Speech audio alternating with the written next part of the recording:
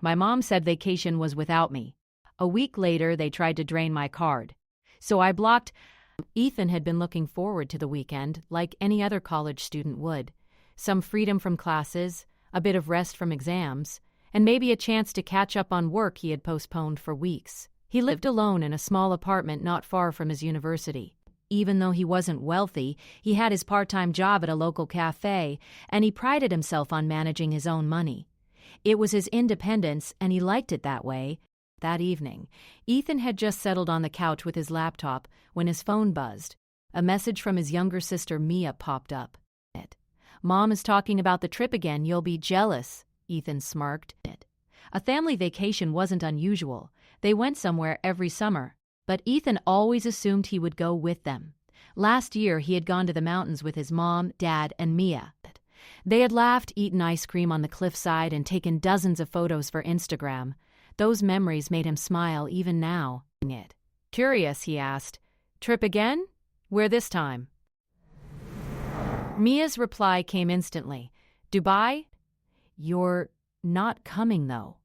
Ethan's fingers froze on the keyboard. He reread the message. "Not coming?" That couldn't be right. He put his laptop aside and called her immediately. "Wait, what do you mean I'm not coming?" There was a short pause on the other end. Then Mia said casually, almost as if it were no big deal, "Mom said it's just for us this time. You're busy with school anyway." "Don't worry, you'll survive." Ethan blinked. His chest felt tight. He tried to keep his voice calm. "Why wasn't I told?" Mia shrugged. "Mom didn't think it would be your thing. You'd probably rather study anyway. They already booked everything." Ethan's stomach sank. He had imagined this vacation for months, thinking about the desert, the luxury hotels, and the nights walking by the beach. But now it seemed like he wasn't even invited. After hanging up, he tried to shake it off. Maybe Mia was right. Maybe he did have exams and papers to write, but something about the casual way his mom had excluded him didn't feel right. Ethan had always been responsible, and he had helped in family matters many times, even financially. Was this how they thanked him? By leaving him behind? Later that evening, Ethan decided to call his mom. The phone rang, and after a few tones, she picked up, her voice cheerful. "Hi, Ethan! Are you busy?" "Mom, about the trip," Ethan began, trying to keep calm. "Why am I not going?" "Oh, honey," she said, a tone that was warm but dismissive. "This vacation is just for your dad, Mia. You have your exams, your cafe work. It's better this way." "But, Mom," Ethan said, his voice tightening, "I would have gone. I could have managed my schedule." "You're busy with your studies, Ethan. And this trip? It's a special one." "You'll understand later," she said. And just like that, the call ended. Ethan felt a mix of hurt and confusion. He stared at his phone for a long time, trying to understand why he felt so upset. It wasn't just that he wasn't going. It was the way it had happened, so casual, so thoughtless. The next day, Ethan tried to distract himself with work. At the cafe, he poured coffee, served customers, and kept his mind busy. But he couldn't shake the feeling that something wasn't right. Later, while scrolling through social media, he noticed photos of his mom and Mia packing for Dubai. He clicked on one, and a sudden realization hit him. In the comments, someone had mentioned the hotel booking paid with Ethan's card. Ethan froze. He rushed to his laptop and opened his banking app. His heart sank. There it was, a pending transaction, a large sum of money charged to his credit card, the hotel, the dates, all of it. They had booked the entire trip using his card. His hands shook slightly as he scrolled through the details. This can't be real. He remembered the times he had trusted his mom with his card before. He had let her use it for emergencies, and she always promised to pay it back. But this wasn't an emergency. This was a vacation he wasn't even invited to. He called Mia immediately. "Mia, did you really use my card to book this trip?" There was silence on the other end. Then, reluctantly, Mia said, Well, Mom said, it's temporary. They'll pay you back, I guess. Temporary, Ethan echoed, his voice rising. They didn't even ask me. You can't just charge my card without asking. I didn't think it would be a big deal, Mia said, sounding guilty. Ethan pinched the bridge of his nose. He felt betrayed, not just by the money, but by the principle. His family had treated him as if his resources were theirs to use whenever convenient. He spent the evening thinking, pacing, and rereading the banking app. Every alert and pending transaction felt like a slap in the face. For the first time, he realized how much he had allowed them to take advantage of him. Finally, he sat down at his desk and took a deep breath.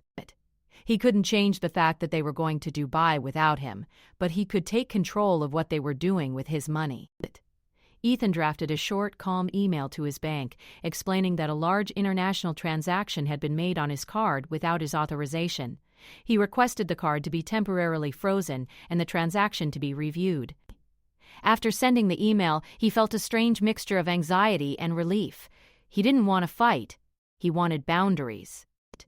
He wanted respect, and right now the first step was making sure no one could use his money without asking. That night, he tried to sleep, but images of the family trip kept flashing in his mind. The photos, the videos, the laughter he wouldn't be part of. The betrayal cut deep, but there was also a spark of determination.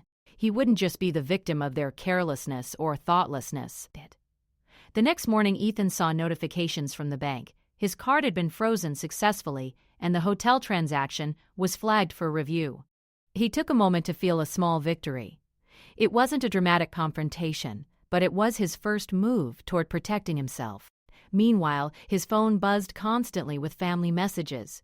Mia sent pictures from the airport, snippets of their plane boarding, selfies of the family smiling. His mom even texted, "Don't worry, Ethan. If any bank messages come, just ignore it. It's temporary." Ethan stared at the message. Ignore? The word felt like salt on the wound. But he didn't reply. Not yet. Instead, he watched quietly as their vacation began from afar. Each update made him more certain of one thing. He needed to establish his boundaries. Not angrily, not with yelling, but with calm, firm action. He spent the day reviewing his finances, changing passwords, and making sure there were no other ways they could access his money. The feeling of control, even small, made him feel powerful for the first time in days. As night fell, Ethan sat by his window, looking out at the quiet streets below. He thought about the desert beaches, the luxury hotel rooms, the laughter he wouldn't hear firsthand. And yet, there was a strange comfort in knowing that he wasn't completely powerless. Tomorrow, the real test would come. The family would be in Dubai, thinking everything was fine. But Ethan had set the first trap, quietly and carefully. The betrayal had lit a fire inside him, not for revenge and anger, but for justice and wisdom. He smiled faintly, a mix of sadness and determination. They had excluded him from a trip. They had tried to use his money without permission. But he was learning something crucial. Sometimes the smartest revenge is not shouted. It's silent, deliberate, and controlled. Ethan turned off his lamp, letting the city lights wash over his room. And the week ahead was uncertain. But one thing was clear. This story wasn't over. And when it was finished, the lesson would be unmistakable. He closed his eyes, thinking of one line to remind himself, "You can't control what they do, but you can control what they can touch. And this time, they couldn't touch me." And with that thought, Ethan finally drifted to sleep, ready for the next stage of his quiet, clever plan. The next morning, Ethan woke up feeling a mix of calm and quiet determination. The events of the previous week had left him shaken, but now he felt in control. For the first time in a long while, he realized he didn't have to be a passive participant in his family's decisions, especially when they involved his money. He made a cup of coffee and sat at the small table by the window. The morning sunlight fell softly on his papers and laptop. He opened his banking app again. The hotel charge was still pending, and the card was frozen. That small, simple act gave him a sense of victory. It wasn't dramatic or loud, but it meant something. Ethan knew he had to be careful. If he acted impulsively, the plan could backfire. He didn't want to ruin relationships permanently. He just wanted to teach them a lesson about respect and boundaries. His mom and sister were enjoying a vacation that wasn't theirs to fund. He would let reality handle the rest. While scrolling through his messages, Ethan noticed that Mia had sent multiple pictures from Dubai. The family looked happy.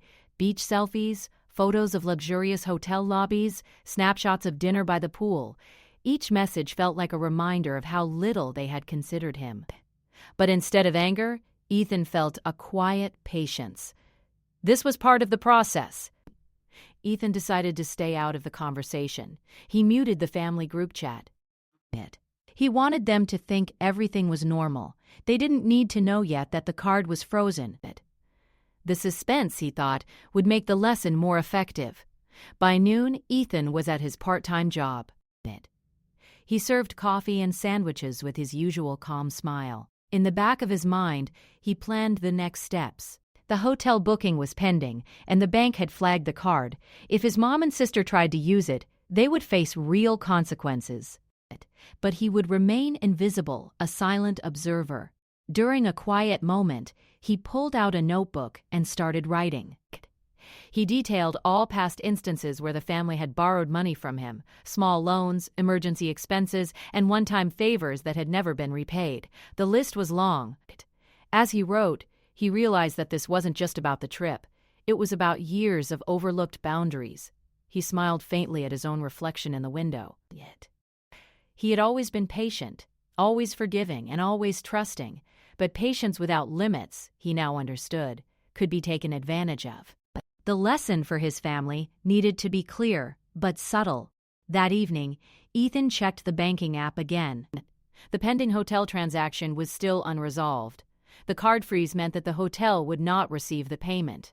According to the app, the bank would contact the hotel for verification. Ethan knew this was the point where things would start to get interesting. He imagined his family arriving at the hotel, expecting a smooth check-in. Instead, they would find themselves faced with a problem they hadn't anticipated. They would have to deal with consequences, and they would have no one to blame but themselves. The next day, Ethan received a message from his mom. "Ethan, the hotel says there might be a small issue with your card. Can you check?" "Don't worry, it's temporary."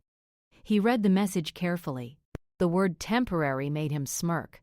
She had no idea that temporary meant the hotel could not process the payment at all. He didn't reply. Instead, he continued with his day, pretending nothing had happened. In the following days, Ethan followed his usual routine. He attended classes, worked his shifts at the cafe, and occasionally glanced at the family's social media updates. Each photo and video told a story, his family laughing, exploring the city, and enjoying themselves. But the luxury they were experiencing came at his expense, or at least at an expense they didn't control anymore. Ethan thought carefully about how far he would let this go. He didn't want anyone to get into real trouble, but he wanted them to understand that using someone else's money without permission was unacceptable. It was about fairness, respect, and responsibility. He also started monitoring his account more closely. He set up alerts for any unusual transactions, changed passwords, and ensured there was no other way they could access his funds. The sense of control was satisfying. He realized that this wasn't about revenge and anger, it was about empowerment.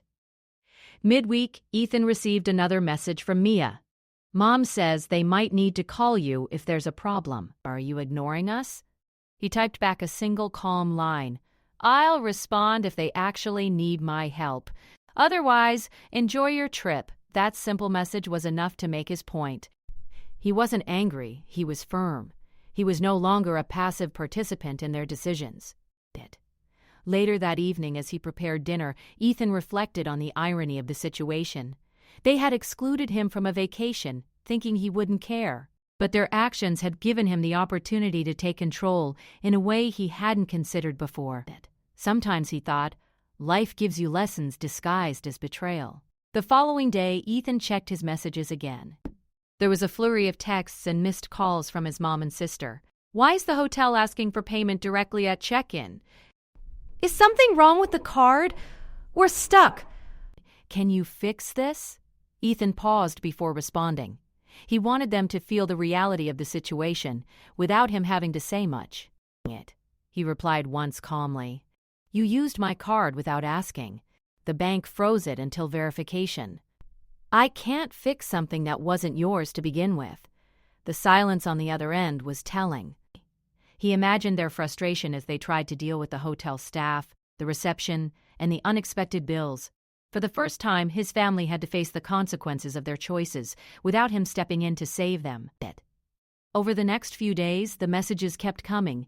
Ethan responded occasionally, but only to clarify facts, not to solve their problem. He remained polite but firm. This was about teaching a lesson, not creating unnecessary drama. Meanwhile, he continued his daily life. He went to work, studied for his exams, and occasionally allowed himself a small smile when he thought about the situation.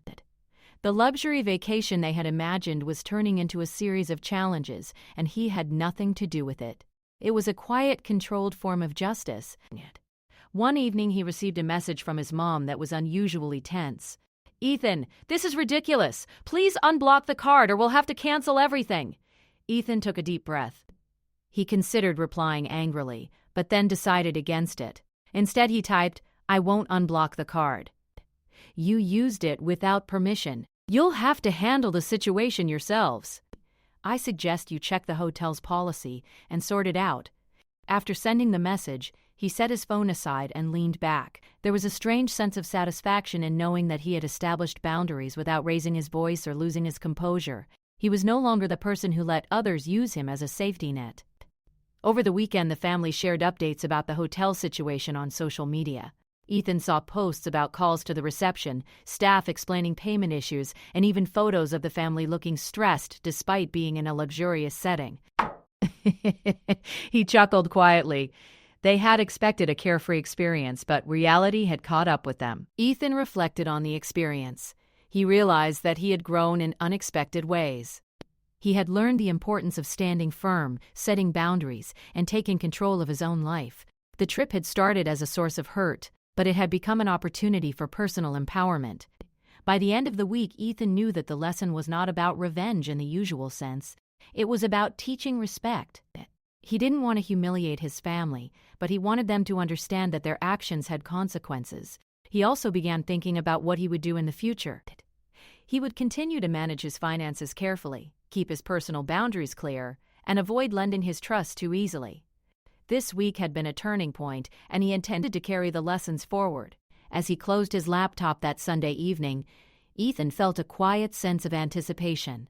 The next week would bring new challenges, and the family would have to navigate them without relying on him. He felt ready, he felt confident, and most importantly, he felt free. He smiled to himself and whispered softly, almost as if reassuring his own heart, "You are in control now." They cannot take what is yours without asking, and sometimes the smartest way to fight back is quietly, carefully, and wisely. With that thought, Ethan went to bed, ready for the next stage of the story. The silent setup was complete. The vacation was ongoing, but the first ripple of consequences had already started. He had learned to turn betrayal into empowerment, and he knew that the most interesting part of this story was still to come. Ethan's phone buzzed early in the morning. He blinked awake and reached for it. His inbox was flooded with messages, more than usual, more urgent than ever. "Ethan, the hotel says they can't charge the card. We're stuck in Dubai. What do we do? Please respond now." He sat up slowly, a calm smile forming on his face. This was exactly the ripple he had been waiting for. For the first time, his family's actions had real consequences, and he wasn't the one scrambling to fix them. Ethan took a deep breath and opened the first message. His mom had written in all caps, her usual cheerful tone replaced by panic. "Ethan, we trusted you! We can't check in without the card. Why did you block it?" Ethan paused. He knew he could respond, but not yet. If he intervened too soon, the lesson would be lost. He sipped his coffee, pretending to be calm, letting them feel the tension of their own choices. Meanwhile, across the globe, the family was facing chaos at the hotel reception. The staff had politely informed them that the credit card used for booking could not be processed. Without a valid payment method, they couldn't check into their rooms. The front desk had suggested calling the cardholder immediately. His mom frantically dialed Ethan's number. Ring after ring. No answer. She sent texts. "Ethan, pick up!" "You can't do this!" Ethan watched the notification silently. He didn't panic, didn't raise his voice, and didn't apologize. He simply allowed the situation to unfold naturally. Mia, who had been excited for the trip, was now frustrated. She paced in the hotel lobby, checking her phone every few minutes. "Why didn't he unblock it?" she muttered. "This is so unfair." The reality of the situation began to sink in. The family had assumed that because Ethan was usually forgiving, he would fix any problem they created. But this time, he hadn't. They were learning that actions had consequences, and that lesson was coming sooner than expected. At the reception, the hotel manager explained patiently, "Without payment, you cannot occupy these rooms. We suggest you use another card or make alternate arrangements." His mom's face went pale. "We don't have another card large enough to cover this," she whispered, panic rising. She frantically tried to call relatives for help, but no one could provide the funds immediately. Back in his apartment, Ethan checked his banking app. The pending hotel charge had been flagged successfully. The card was secure. They could not access it. He felt a strange satisfaction knowing the lesson was unfolding exactly as he had anticipated. He finally sent a calm, concise message to his mom. "You used my card without asking. I froze it for verification. You'll have to sort this out yourselves." There was silence for a few minutes. Then a flurry of texts and calls followed. Ethan ignored most of them, responding only to clarify facts. He did not offer solutions, only information. Across the lobby, his mom was pacing while talking to the receptionist. "We trusted him. We never imagined he'd block the card," she muttered. She realized with growing frustration that she had taken Ethan for granted for too long. Mia glared at her mother. "Mom, this is all your fault. You said it was temporary." "We didn't expect him to actually do it." Arguments erupted between them as they tried to solve the problem. Calls to the hotel's bank took time, and even then, the situation could not be resolved immediately. Their carefully planned vacation was beginning to unravel. Ethan, meanwhile, spent the day at the cafe. He served customers, smiled politely, and quietly checked his phone every so often. Each message from the family confirmed what he already knew. They were feeling the weight of their own decisions. By mid-afternoon, the hotel had offered a temporary solution, partial payment through another card, but not for all the services they had booked. His mom called him, desperate. "Ethan, please, can you just unblock it?" "We'll pay you back immediately." Ethan paused. He typed slowly, deliberately, and sent one calm reply. "I cannot unblock it. You used my card without permission. You'll have to handle the rest yourselves.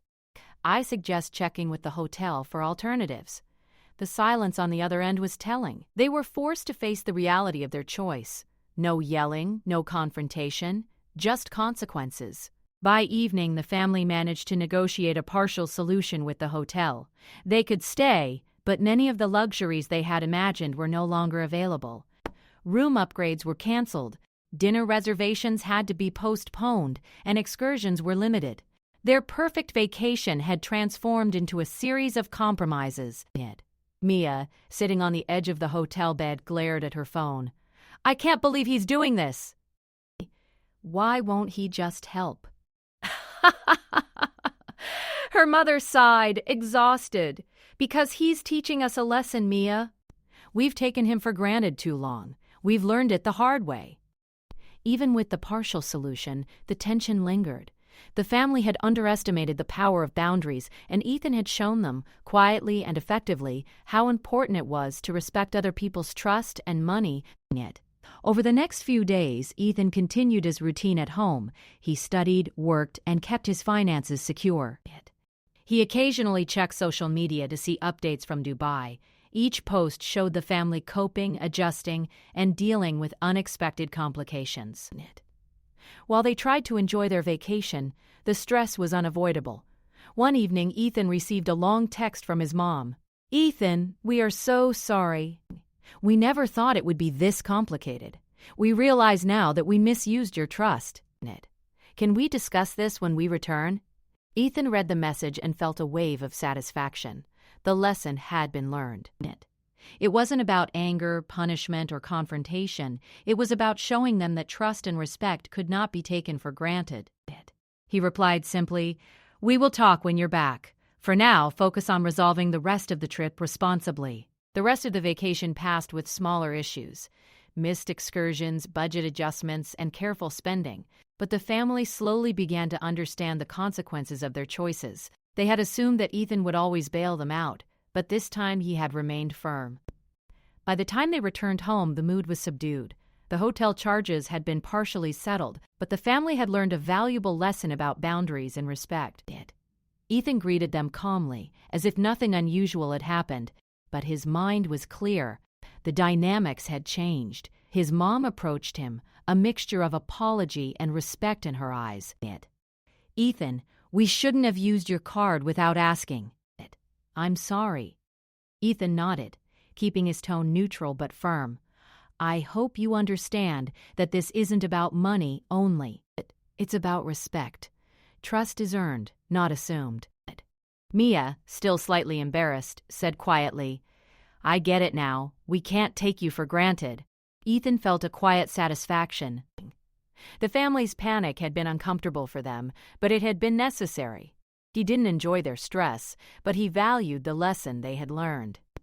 That night, Ethan sat in his room, reflecting on the week. He realized that the silent setup had been effective. He had taken control of a situation where he had previously felt powerless, and he had done it without anger, confrontation, or chaos. He smiled to himself, thinking about the simple truth he had proven. Sometimes the most powerful lessons are delivered quietly, thoughtfully, and without aggression. By allowing his family to experience the consequences of their actions, he had set the stage for lasting change. Ethan went to bed that night with a sense of peace. The vacation had turned into a lesson they would not forget, and he had proven to himself that he could stand firm, protect his boundaries, and handle betrayal with intelligence and composure. Ethan woke up to the sound of the city outside his window, the familiar hum of cars and distant voices. It was Monday morning, and the apartment felt unusually quiet. For the past week, he had focused on work, school, and quietly observing the consequences of his family's choices. Today, however, would mark a turning point: their return. He glanced at his phone. A message from Mia popped up. "We're on our way back. Be prepared for updates. You'll hear everything." Ethan smirked faintly. Everything, he thought, was the perfect word. By midday, the sound of the doorbell announced their arrival. Ethan opened the door to find his mom, dad, and Mia standing there, luggage in hand, looking tired and subdued. The excitement from their trip had vanished, replaced by quiet tension. "Hi, Ethan," his mom said, forcing a small smile. "We're back." Ethan nodded and gestured for them to come in. "Welcome home," he said evenly, careful not to sound accusatory. Inside, the family shuffled in, placing bags down and settling on the couch. There was an awkward pause before anyone spoke. Ethan took this moment to observe them. His mom's face held regret, Mia's eyes looked guilty, and even his dad seemed aware of the subtle shift in family dynamics. After a long silence, Ethan finally broke it. "I hope the trip taught you something," he said calmly. His mom sighed. It did. "Ethan, we're sorry. We should never have used your card without asking." Ethan remained seated, arms folded lightly. "It's not just about the money," he said. "It's about respect, about boundaries. You treated me as if I would always be the backup plan, that I would fix everything. That has to stop." Mia swallowed, looking down at her hands. "We get it now, Ethan. We took you for granted." "We really did. I'm sorry." Ethan nodded, appreciating the honesty. "Good. I'm not angry. I just want things to change."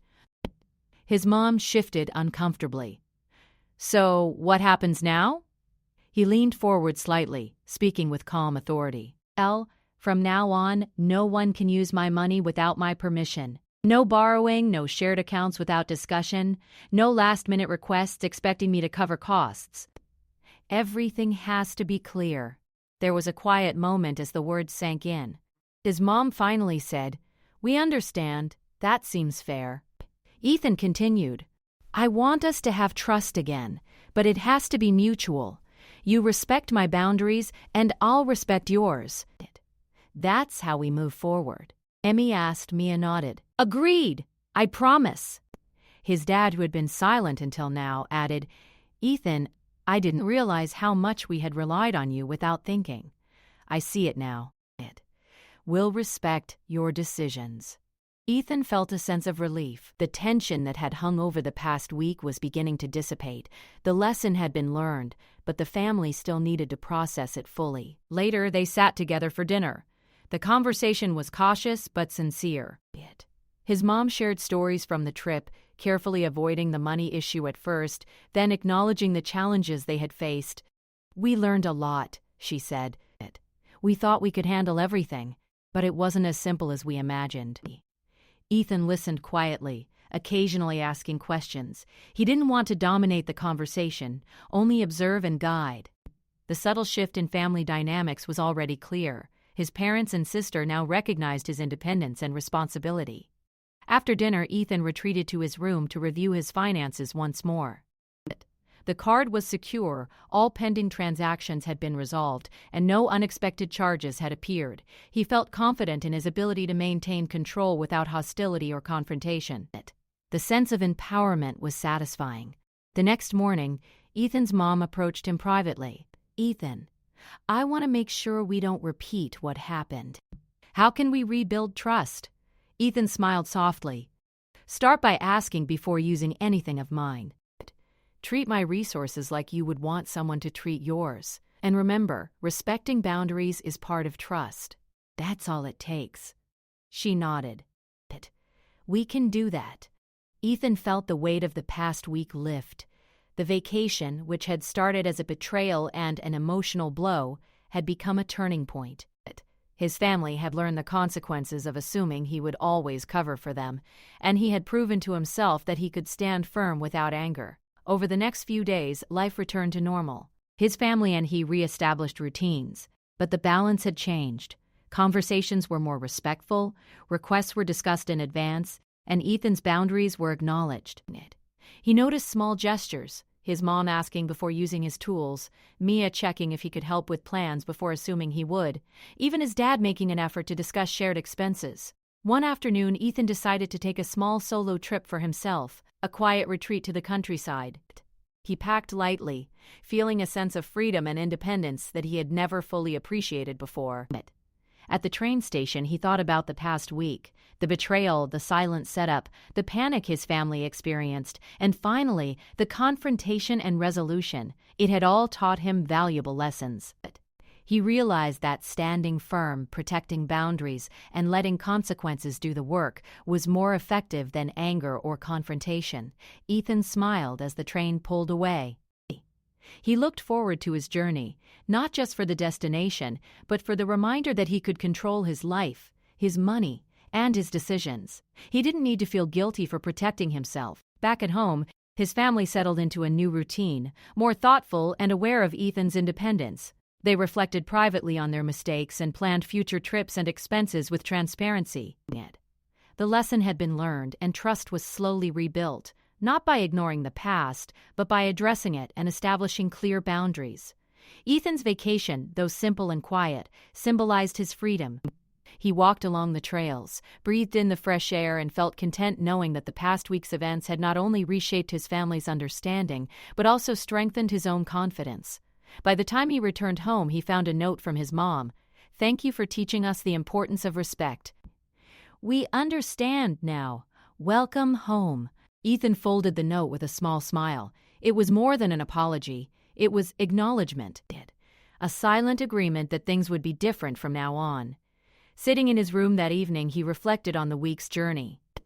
The family had tried to exclude him, misuse his resources, and take his trust for granted, and yet through patience, careful planning, and quiet resolve, he had turned the situation into a lesson for everyone. You realize something important. Revenge didn't have to be loud or destructive. The most effective form of it could be subtle, smart, and completely nonviolent. By letting his family face the consequences of their actions, he had protected himself, taught a lesson, and maintained his integrity. Ethan closed his laptop and leaned back, feeling a deep sense of satisfaction. He had reclaimed control, reestablished boundaries, and ensured that future interactions would be fair and respectful. The week had tested him, challenged him, and ultimately empowered him. He smiled to himself and whispered softly, a reminder he would carry forward. You can't control what others do, but you can control what they can touch. Respect is earned, not assumed. And sometimes the quietest actions teach the loudest lessons. With that, Ethan switched off the lights, ready to embrace the new chapter of his life. A chapter where his independence, boundaries, and self-respect were respected by everyone, including his family.